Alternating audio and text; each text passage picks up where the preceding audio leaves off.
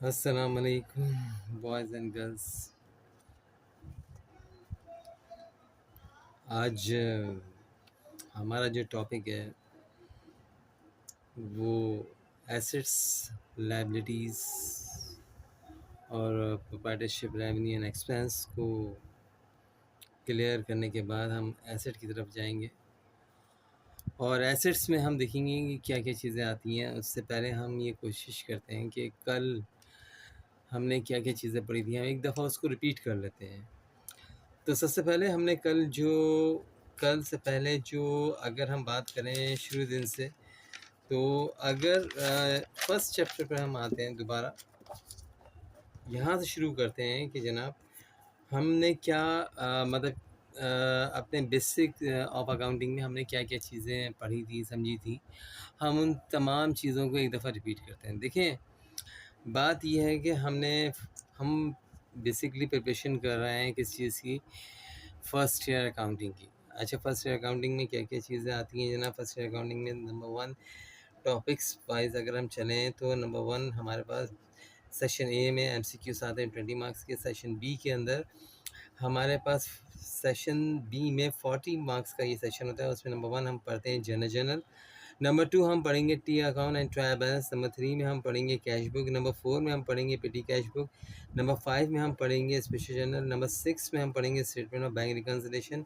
Number seven में हम पढ़ेंगे थ्योरी। नंबर एट में हम पढ़ेंगे करेक्शन ऑफ एरर। इसी तरीके से अगर हम सेक्शन सी में आएँ तो सेक्शन सी में हमारे पास ये 40 मार्क्स का है। इसमें नंबर वन में हम पढ़ेंगे adjustment and reversing entries. Number two में हम पढ़ेंगे क्लोजिंग एंट्रीज। नंबर थ्री में हम पढ़ेंगे फाइनेंशियल स्टेटमेंट। और नंबर फोर में पढ़ेंगे प्री क्लोजिंग ट्रायल बैलेंस, जिसको एडजस्टेड ट्रायल बैलेंस भी कहा जाता है।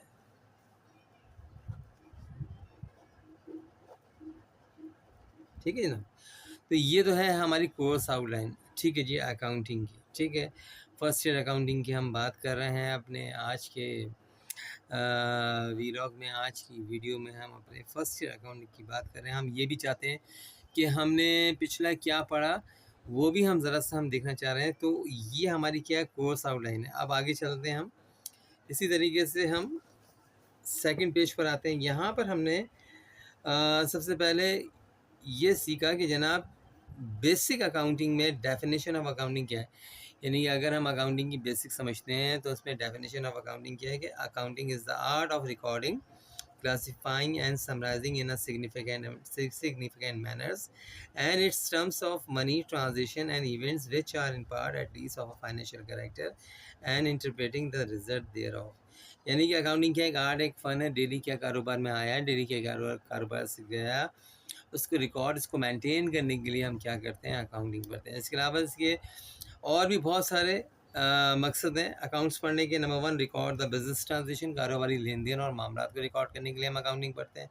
नंबर टू, इकोनॉमिकली पोजीशन मालूम करने के लिए हम अकाउंटिंग पढ़ते हैं। नंबर थ्री, फाइनेंशियल पोजीशन मालूम करने के लिए हम क्या पढ़ते हैं, अकाउंटिंग पढ़ते हैं। फाइनेंशियल पोजीशन में हमारे पास क्या है, net profit, net loss and balance sheet. यानी कि हमें साल के आखिर में कितना प्रॉफिट हुआ, हमें साल के आखिर में कितना लॉस हुआ, और साल के आखिर में बैलेंस शीट के तौर पे हमारे बिज़नेस की फाइनेंशियल पोजीशन क्या है। यानी कि हमारे पास साल के आखिर में बिज़नेस में क्या बचा। इन तमाम तर चीज़ों के लिए, तमाम तर इन्फॉर्मेशन के लिए हम क्या पढ़ते हैं, अकाउंट्स पढ़ते हैं। अच्छा जी, दुनिया में हर चीज़ का एक फार्मूला है, अकाउंटिंग का भी एक फार्मूला है जिसको कहते हैं अकाउंटिंग इक्वेशन, जिसको कहते हैं fundamental equation of accounting. Assets is equal to liabilities plus capital या फिर प्रोप्राइटरशिप। एसेट्स के मतलब क्या होते हैं, असासजात। लायबिलिटीज़ के मतलब क्या होते हैं, कर्जाजात। कैपिटल का मतलब क्या होता है, सरमाया, या इसको हम प्रोप्राइटरशिप भी कहते हैं। प्रोप्राइटरशिप का मतलब क्या होता है, फ़र्द जरिया मालगा। एसेट्स का मतलब क्या होता है, असासजात, जो हमारे अपने ओन, हमारी प्रॉपर्टी हो, हमारे नाम हो, हमारे अपने पैसों की कोई चीज़ हो, तो वो क्या कहलाती है, हमारा एसेट कहलाती है। लायबिलिटीज़ कहते हैं कर्जाजात, उधार, यानी उधार पर जो लेन देन हम करते हैं कारोबार में, उसको हम क्या कहते हैं, लायबिलिटीज़ कहते हैं। जो कर्जे वक्त टाइप की जो चीज़ होती है उनको हम क्या कहते हैं, लायबिलिटीज़ बोलते हैं। प्लस कैपिटल, कैपिटल का मतलब क्या, सरमाया, वो पैसा जो हम अपने कारोबार में लगाते हैं, इन्वेस्ट करते हैं, चाहे वो शराकतदारी बेसिस पर हो चाहे वो फ़र्द वाहिद यानी कि 1 पर्सन इन्वेस्टर हो या 2 पर्सन इन्वेस्टर हो, पार्टनरशिप बेसिस पे इन्वेस्टर हो, उनका तमाम का तज़किरा कहाँ होता है? कैपिटल में। कैपिटल के बेसिकली मीन्स क्या है? वो पैसा जो हमने कारोबार में लगाया। आगे चलते हैं जनाब। डेबिट, डेबिट का मतलब क्या होता है कि जनाब left hand side is a debit, जो उल्टे हाथ पे लिखा जाए वो क्या कहलाता है? डेबिट। और क्रेडिट की डेफिनेशन क्या है? क्रेडिट की डेफिनेशन ये है जनाब कि right hand side is a credit. अगर हमारे पास पैसा आ रहा हो, कोई चीज़ इंक्रीज़ हो रही हो तो वो क्या है? डेबिट है। अगर हमारे पास से कोई चीज़ कम हो रही हो या डिक्रीज़ हो रही हो तो वो क्या है? क्रेडिट है। यानी कि हम ये कह सकते हैं कोई भी चीज़ अगर इंक्रीज़ हो रही हो तो उसको डेबिट कहा जाता है, कोई भी चीज़ अगर डिक्रीज़ हो रही हो तो क्रेडिट कहा जाता है। मगर अगर बुक्स के हवाले से अगर हम देखें या अमेरिकन राइटर्स के लिहाज से अगर हम देखें तो हमें किताब में ये बताया गया है कि जनाब left hand side the debit, जो उल्टे हाथ पे लिखा जाए वो क्या कहलाएगा? डेबिट कहलाएगा। और जो सीधे हाथ पे लिखा जाए वो क्या कहलाता है? क्रेडिट कहलाता है। कोई चीज़ इंक्रीज़ हो रही हो तो डेबिट है, कोई चीज़ डिक्रीज़ हो रही हो तो वो क्या है? क्रेडिट है। आगे चलते हैं जनाब। अब आते हैं सबसे मेन चीज़, ठीक है जी। मेन चीज़ क्या है हमारे पास जनाब? कि rules of debit and credit. दुनिया में जितनी भी अकाउंटिंग है, दुनिया में चाहे आप कहीं पर भी चले चले जाएँ, जितनी भी अकाउंटिंग है इन 5 हेड्स पे डिपेंड करती है। Assets, liabilities, capital, revenue and expense, ठीक है जी। जिसको हम क्या कहते हैं? Rules of debit and credit बोलते हैं। देखें, अगर जो बच्चे फर्स्ट ईयर कॉमर्स के हैं उनके लिए ये चीज़ें बड़ी अहम है, जो बेसिक पढ़ रहे हैं उनके लिए भी ये चीज़ें बड़ी अहम है। दोनों लिहाज से ये चीज़ें बड़ी अहम है, क्योंकि हम जिस पैटर्न से भी पढ़ रहे हैं, जिस तरीके से हम अभी पढ़ रहे हैं उसमें बेसिक भी डिफ़ाइन करी जा रही है, उसमें फर्स्ट ईयर अकाउंटिंग की तैयारी भी कराई जा रही है। तो जनाब सिर्फ आपने क्या याद करना है? एसेट यानी कि असासजात। एसेट के अकाउंट अगर इंक्रीज़ होंगे तो कहाँ लिखते हैं हम? डेबिट साइड पर। एसेट के अकाउंट अगर डिक्रीज़ होंगे तो कहाँ लिखेंगे हम उनको? क्रेडिट साइड पर। लायबिलिटीज़ के अकाउंट अगर इंक्रीज़ होंगे तो कहाँ लिखेंगे? क्रेडिट साइड पे। लायबिलिटीज़ के अकाउंट अगर डिक्रीज़ होंगे तो कहाँ लिखेंगे? Debit side. अब ये कौन से अकाउंट है भाई? एसेट के कौन से अकाउंट है? लायबिलिटीज़ के कौन से अकाउंट है? कैपिटल के, रेवेन्यू के, एक्सपेंस के कौन से अकाउंट हैं? ये सब बातें मैं आपको बाद में बताऊँगा आगे जाकर। इसी तरीके से कैपिटल अगर इंक्रीज़ होता है तो हम कहाँ लिखते हैं? क्रेडिट साइड पर। कैपिटल अगर डिक्रीज़ होता है तो उसको हम कहाँ लिखते हैं? डेबिट साइड पे। रेवेन्यू जब इंक्रीज़ होता है तो हम कहाँ लिखते हैं? क्रेडिट साइड पर। रेवेन्यू जब डिक्रीज़ होता है तो हम उसको कहाँ लिखते हैं? डेबिट साइड पर। एक्सपेंस जब इंक्रीज़ होता है तो हम उसको कहाँ लिखते हैं? डेबिट साइड पर। एक्सपेंस के अकाउंट अगर डिक्रीज़ हो रहे हैं तो कहाँ लिखते हैं हम? क्रेडिट साइड पे। चलिए जी, ठीक है। अगर हम इस रूल्स को देखें, रूल्स के लिहाज से अगर हम अपना एक फॉर्मेट बनाते हैं इसको समझने के लिए कि भाई जनाब बच्चों के लिए ये आसान हो जाए समझना, तो हम इसको इस तरह लिख सकते हैं कि एसेट के अकाउंट अगर इंक्रीज़ होंगे तो कहाँ लिखेंगे? डेबिट साइड पे। एसेट के अकाउंट अगर डिक्रीज़ होंगे तो कहाँ लिखेंगे? क्रेडिट साइड पे। लायबिलिटीज़ के अकाउंट अगर इंक्रीज़ होंगे तो कहाँ लिखेंगे? क्रेडिट साइड पे। लायबिलिटीज़ के अकाउंट अगर डिक्रीज़ होंगे तो कहाँ लिखेंगे? डेबिट साइड पर। प्रोप्राइटरशिप के अकाउंट अगर इंक्रीज़ होंगे तो कहाँ लिखेंगे? क्रेडिट साइड पे। प्रोप्राइटरशिप के अकाउंट अगर डिक्रीज़ होंगे तो कहाँ लिखेंगे?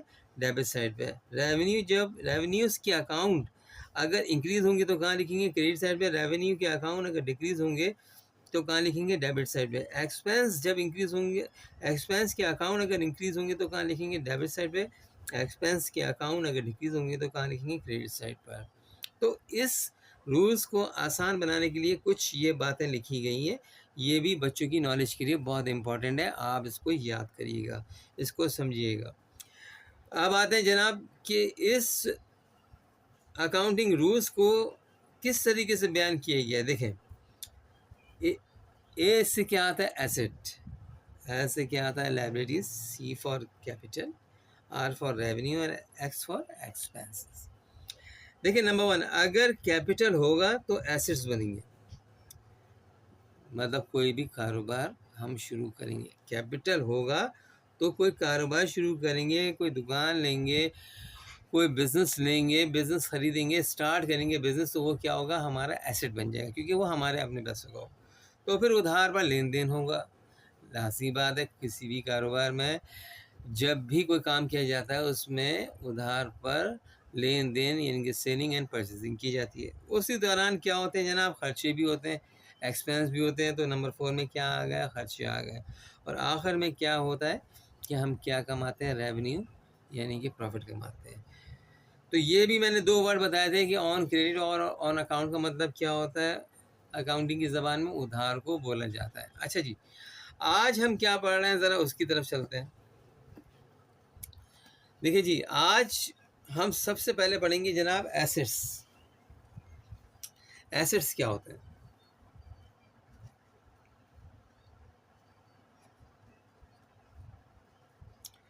एसेट्स के मतलब होते हैं असासा जा। There are two kinds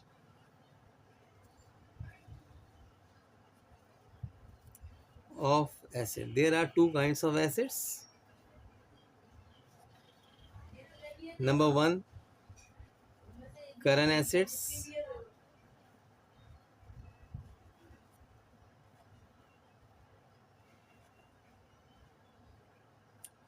Or number two,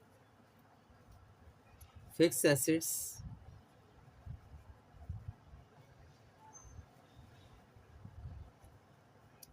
जिसको नॉन करंट एसेट्स भी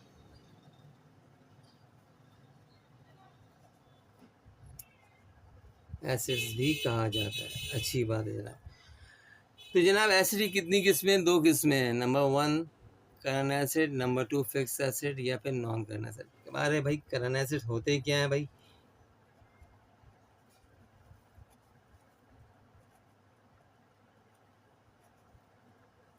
चले जी करंट एसेट्स के बारे में पढ़ते हैं। ठीक है जी, इसकी डेफिनेशन कुछ इस तरीके से है कि दोज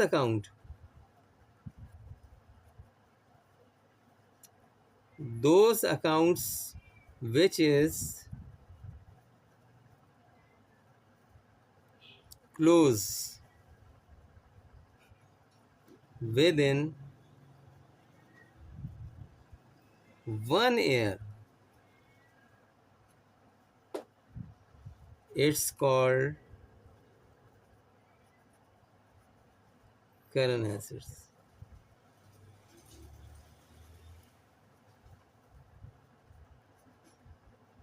वो तमाम अकाउंट जो 1 साल के अंदर अंदर क्लोज हो जाएं उनको हम क्या बोलते हैं? करंट एसेट्स बोलते हैं। जैसे कि फॉर एग्जांपल जनवरी 1 2024 को कोई अकाउंट हम खोलते हैं और अगर हम उसको दिसंबर 31 2024 को क्लोज करते हैं तो वो क्या कहलाएंगे? करंट एसेट्स कहलाएंगे। अब बच्चे सोचेंगे वो कौन से ऐसे अकाउंट हैं जो करंट एसेट्स में आते हैं। कहने का मतलब क्या है? करंट एसेट्स का मतलब क्या है कि those account which is close within 1 year, it's called current assets. For example number 1 cash, number 2 bank, number 3 account receivable, number 4 notes receivable,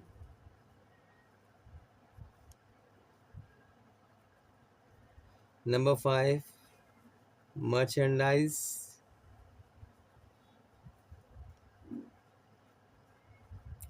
inventory, number 6 prepaid, number 7 office supplies,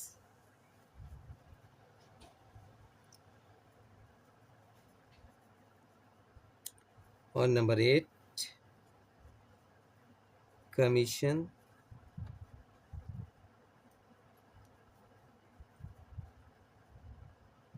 receivable. ये सब क्या है? Current assets है। अब कैसे current asset है ज़रा ये भी देखें। उससे पहले हम ज़रा इसकी उर्दू में मीनिंग्स लिखते हैं कि क्या मीनिंग्स है। कैश का मतलब क्या होता है? नकदी। बैंक का मतलब तो बैंक ही होता है भाई। अकाउंट रिसीवेबल का मतलब क्या होता है? उधार फरोख्त की वो रकम जो हमें 1 साल में वसूल करनी हो। उधार, फ़रोख्त की वो रकम जो 1 साल में वसूल करनी हो। भाई आप कहेंगे सर क्या मतलब, अभी बताते हैं। नो डिसेबल का मतलब क्या है? टर्म एंड कंडीशन की बुनियाद पर पैसा वसूल करना। मर्चेंडाइज इन्वेंट्री किसको बोलते हैं? ज़ख़ीरा माल यानी कि स्टॉक को कहा जाता है। प्रीपेड कहते हैं एडवांस को। ऑफिस सप्लाइज बोलते हैं स्टेशनरी को। और कमीशन सिविल वो इसको बोलते हैं वो आमदनी जो 1 साल में वसूल करनी हो। आज का जो हमारा टॉपिक है वो है करंट एसेट्स। कहने का मतलब क्या है कि जनाब हमने कहा जनाब ये एसेट्स का मतलब होता है असासजात।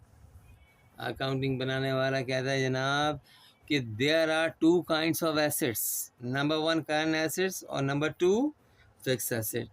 अब करंट एसेट क्या होते हैं जनाब?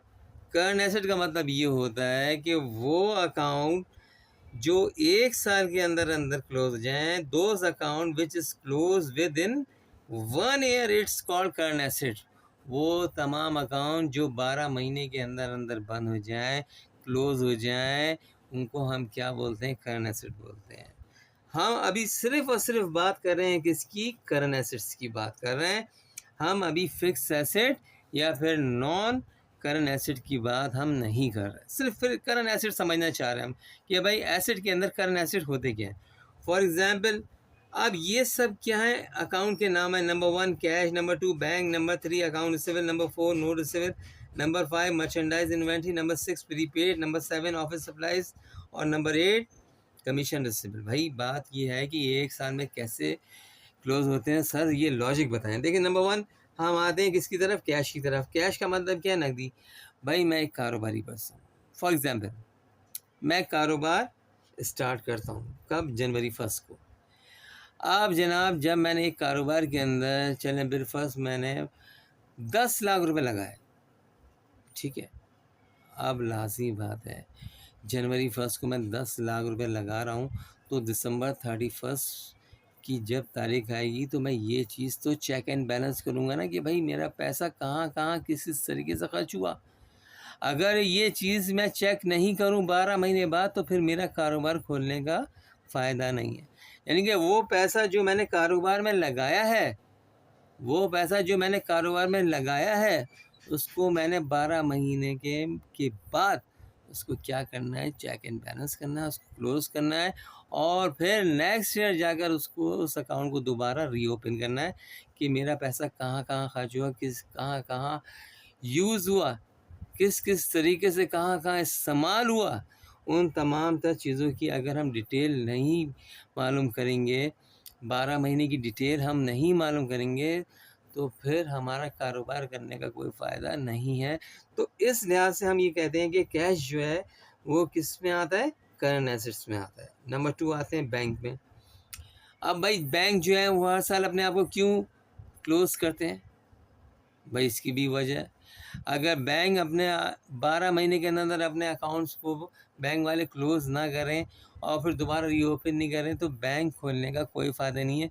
क्योंकि जब हम 12 महीने के अंदर बैंक के अंदर अकाउंट को हम क्लोज़ करते हैं और दोबारा रीओपन करते हैं तो हमें ये पता चलता है कि कितना पैसा हमारा डिपॉज़िट हुआ, हमारे बैंक में आया, कितना पैसा हमारे बैंक से गया यानी कि विथड्रॉ किया गया, निकाला गया। इस सेंस से यहाँ पर बैंक क्या करता है? हमेशा हर साल अपने अकाउंट को क्लोज़ करता है और फिर अगले 12 महीने बाद अपने अकाउंट को दोबारा रीओपन करता है, दोबारा खोलता है। कितने एक्सपेंस हुए बैंक में, कितना पैसा जमा हुआ, कितना पैसा निकाला गया, ये तमाम तर चीज़ें बैंक में आती हैं और जब भी इस चीज़ को शामिल किया गया है किसमें, करंट एसेट्स में। नंबर 3 में आता है हमारे पास क्या, अकाउंट रिसीवेबल। अब भाई ये अकाउंट रिसीवेबल क्या चीज़ है भाई?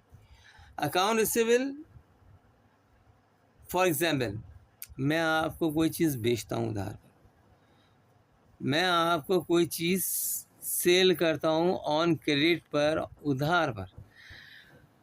मैं जो पैसा आपसे वसूल करूँगा,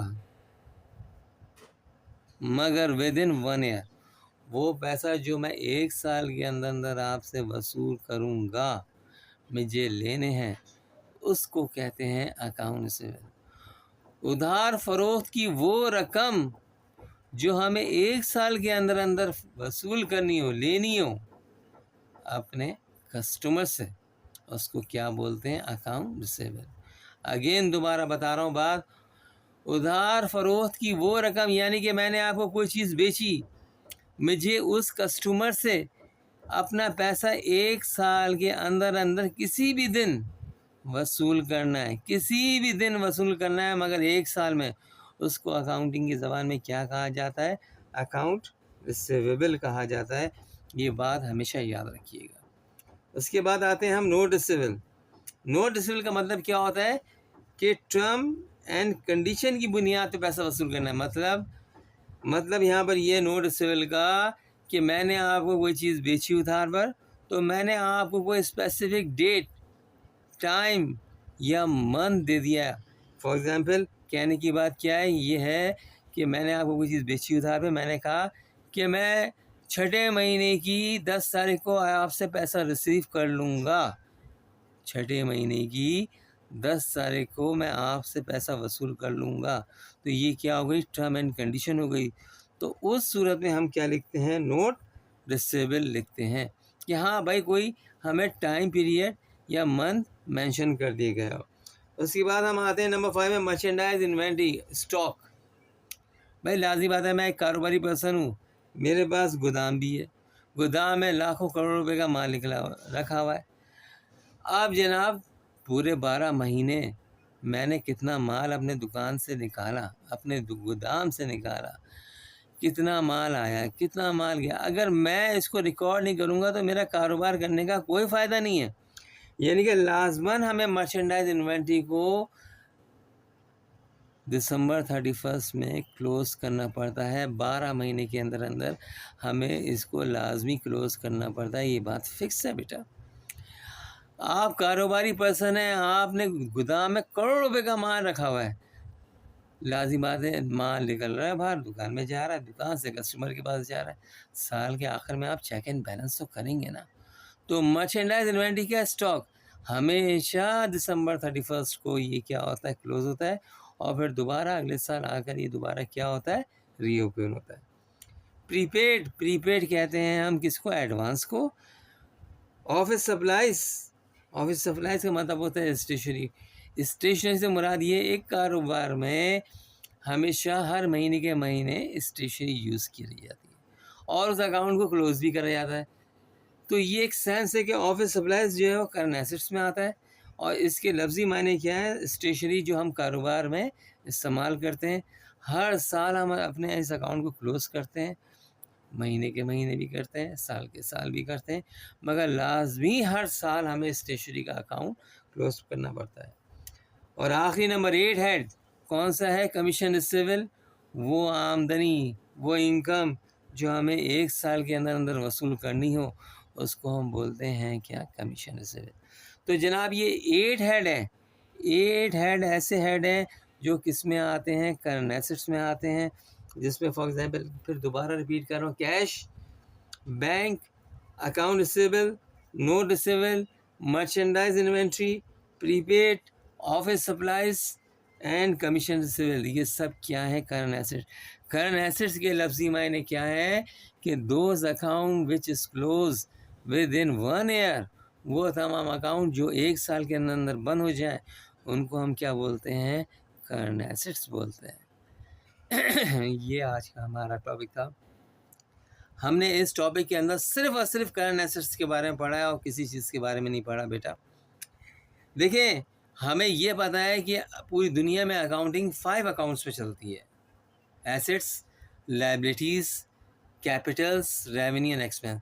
जब तक हमें इनके बारे में इंफॉर्मेशंस नहीं होगी कि एसेट्स होते क्या हैं, एसेट के अकाउंट कौन से होते हैं, लायबिलिटीज़ क्या है, लायबिलिटीज़ के अकाउंट कौन से होते हैं, कैपिटल्स क्या है, प्रोप्राइटरशिप्स क्या है, रेवेन्यूज़ क्या है, एक्सपेंस क्या है, तब तक हम अकाउंटिंग आगे नहीं बढ़ सकते। तो हमने क्या करा, सबसे पहले शुरू करा हमने कहाँ से, एसेट्स से। हमने कहा एसेट के लफ्जी मायने क्या है, असाजात। There are 2 kinds of assets, number 1 current asset, number 2 fix asset या non current asset. Current assets का मतलब क्या है, those account which is close within 1 year, it's called current assets. Current assets में कौन कौन से अकाउंट आते हैं, cash, bank, account receivable, note receivable, merchandise inventory, prepaid, office supplies and commission receivable. Cash का मतलब क्या है, नकदी। अकाउंट बैंक का मतलब क्या है, बैंकी कहलाता है। अकाउंट रिसीवेबल का मतलब क्या है, उधार फरोख्त की वो रकम जो 1 साल में वसूल करनी हो। नोट रिसीवेबल का मतलब क्या है, टर्म एंड कंडीशन की बुनियाद पर पैसा वसूल करना। मर्चेंडाइज इन्वेंटरी किसको कहते हैं, ज़ख़ीरा माल, गोदाम में रखा हुआ माल, स्टॉक। प्रीपेड किसको बोलते हैं, एडवांस को बोलते हैं। ऑफिस सप्लाईज किसको बोलते हैं, स्टेशनरी को बोलते हैं।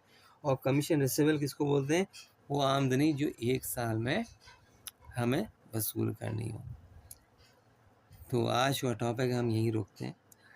जो बच्चे ये देख रहे हैं, जो मैं लिख रहा हूँ ये सब देख रहे हैं, मैं फिर आज उन बच्चों से तमाम से मैं रिक्वेस्ट करता हूँ कि जनाब इन तमाम चीज़ों को आप याद करें, इन तमाम चीज़ों को आप समझें। जो चीज़ आपको समझ में नहीं आए आप मुझसे पूछें। कोई भी बात अगर आपको समझ में नहीं आ रही आप मुझसे पूछें, मैं आपको बताऊंगा, पूछें। तो यहाँ आकर हमने क्या करा, सिर्फ आज हमने एसेट्स के अंदर करंट एसेट्स के बारे में पढ़ा कि जनाब ये करंट एसेट्स क्या होते हैं। इंशाअल्लाह ताला कल हम पढ़ेंगे फिक्स एसेट्स या नॉन करंट एसेट्स क्या होते हैं। इस तरीके से हम अपने टॉपिक को आगे लेके चलते रहेंगे। मगर ये बात मैं आपको ज़रूर बताता हूँ कि मैं अपने वीडियो के अंदर वो चीज़ें जो मैं पढ़ा रहा हूँ शुरू दिन से और आज तक, वो हमेशा अपनी वीडियो में रिपीट करूँगा, ताकि अगर कोई बच्चा मेरी वीडियो देखता है तो उसको समझ में आए कि हाँ भाई सर आमिर क्या पढ़ा रहे हैं।